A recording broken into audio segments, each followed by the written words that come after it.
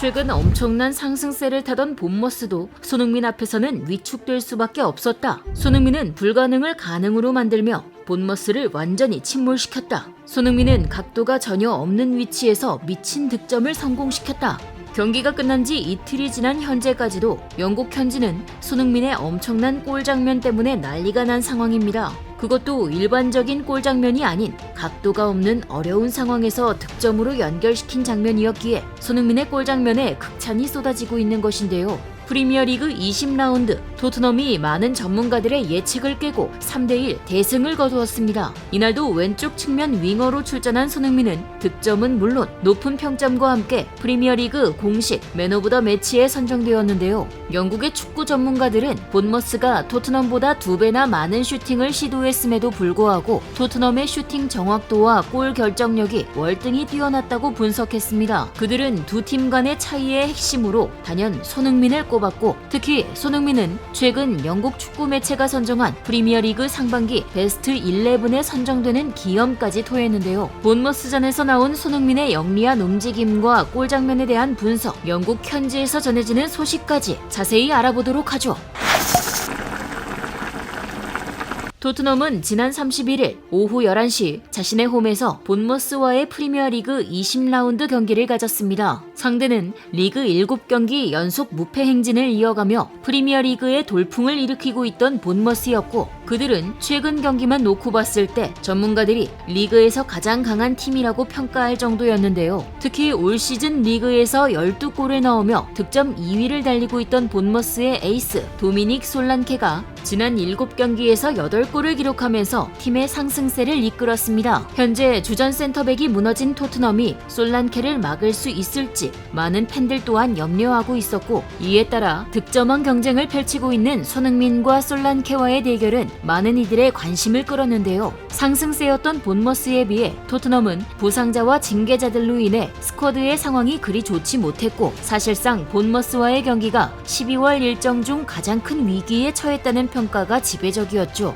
그 이유는 로메로와 반더벤이 나란히 부상으로 이탈한 상황이었고 아무리 토트넘이 홈에서 치르는 경기더라도 축구 전문가 대부분은 토트넘이 고전할 것이라 예측했습니다. 이러한 상황에서 토트넘의 유일한 희망은 팀의 주장이자 에이스 손흥민이었는데요. 손흥민은 이러한 기대에 확실히 부응하며 12호 골을 터뜨려 최근 미친 상승세의 본머스를 3대1로 제압하는 데 큰 공을 세웠죠. 토트넘은 승점 39점으로 4위 아스날을 승점 1점 차로 따라붙었고 손흥민도 이번 골로 득점 랭킹 공동 3위에 올라 공동 1위 살라와 홀란을 2골 차로 따라붙었습니다. 사실 손흥민은 본머스를 상대로 최근 5경기에서 4골 2도움을 기록하며 본머스 킬러다운 면모를 보여줬었기에 경기 전부터 손흥민의 활약에 많은 기대감을 품을 수밖에 없었는데요. 하지만 영국 현지에서는 토트넘에서 최근 좋은 활약을 보이고 있던 클루셉스키와 비수마가 모두 결장하면서 주전 센터백 라인과 중앙 미드필더까지 코어 라인이 무너진 상황에서 우측 윙어까지 전멸한 토트넘이 매우 고전할 것이라고 예측했습니다. 그러나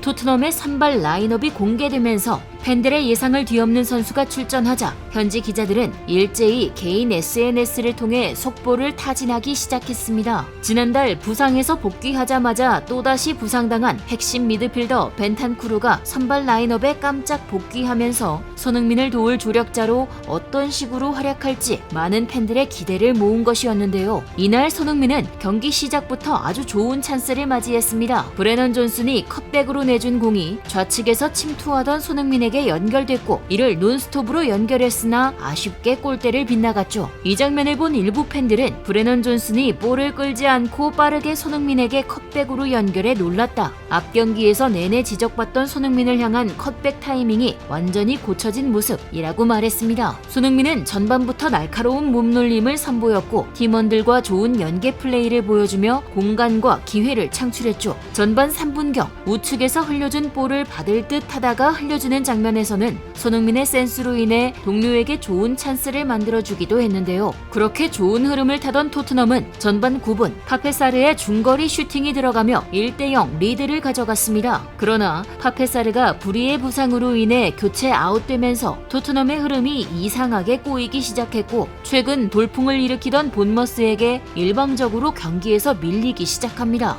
그 주된 원인으로는 중원에서 유기적인 움직임을 가져가지 못했고 토트넘의 공격진들이 손흥민의 킬패스를 받아먹지 못했기 때문이었는데요. 본머스의 일방적인 공세 속에서도 손흥민이 측면에서 역습 기회를 잡고 기회를 만들려고 해도 다른 선수들이 볼 터치와 움직임에서 아쉬움을 보였죠. 또한 최근 빡빡한 일정 속에서 경기를 치르며 체력적인 부담이 있던 토트넘과 달리 본머스는 왕성한 체력을 바탕으로 토트넘을 압도했고 그나마 지난 경기 경고 누적으로 한 경기를 쉰 우도기가 구멍으로 불리는 센터백 라인의 커버를 착실히 수행하며 전반전을 다행히 1대0으로 끝마칠 수 있었습니다. 그렇게 시작된 후반전에서도 경기의 흐름은 크게 달라지지 않았습니다. 본머스의 맹공이 계속해서 이어졌고 토트넘은 역습을 받아치는 구조를 형성했는데요. 그렇게 위협적인 찬스를 잡은 토트넘은 로셀소를 시작으로 역습 기회를 맞이했습니다. 로셀소가 공을 운반하면서 왼쪽에 있던 손흥민에게 연결했고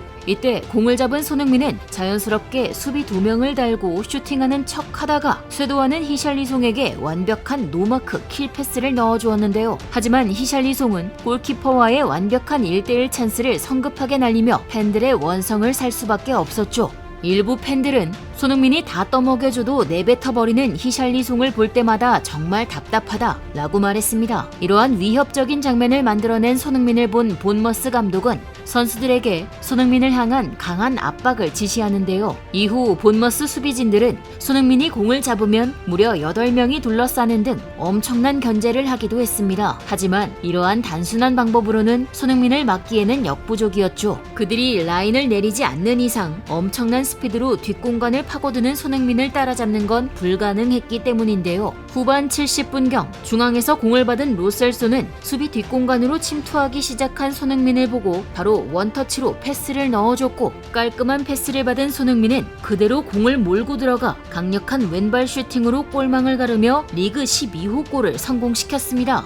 이 장면을 본 축구 전문가들은 이번 득점은 단순한 골 장면이 아닌 정말 말도 안 되는 득점이라는 분석을 내놨는데요. 손흥민이 득점을 성공한 시간대는 70분경으로 선수들의 체력이 완전히 고갈되는 시점에도 40m를 완벽한 자세로 드리블해 골을 성공시켰다고 혀를 내둘렀죠. 또한 반대편에서 브레넌 존슨이 올라오고 있어 패스를 줄 수도 있는 상황이었지만 자신의 감각을 믿고 각도가 한정적인데도 불구하고 왼발 인사이드로 오른쪽 구석으로 찼다며 득점 기대값이 매우 낮은 상황에서 엄청난 골 결정력을 선보였다 라고 분석했는데요. 사실 왼쪽에서 각이 없는 상황에서 왼발로 오른쪽으로 슛을 할 경우 득점하기가 매우 어렵지만 손흥민은 상대 골키퍼를 속이기 위해 인사이드로 무려 오른쪽 골문을 노리며 득점에 성공한 것이었죠. 이날 손흥민의 골과 맹활약에 힘입은 토트넘은 상승세의 본머스를 3대1로 제압하며 분위기를 쇄신하는 데 성공했는데요. 특히 손흥민은 이날 경기에서 패스 35번 중 34번을 성공시키며 97%의 높은 패스 성공률을 선보였고 연계 플레이와 기회 창출에 있어 뛰어난 모습을 보였습니다. 또한 팀 내 공격을 진두지휘하는 선수에게 꼭 필요한 빅찬스 메이킹 지표에서도 11번을 기록하며 프리미어리그 3위를 기록하기도 했죠.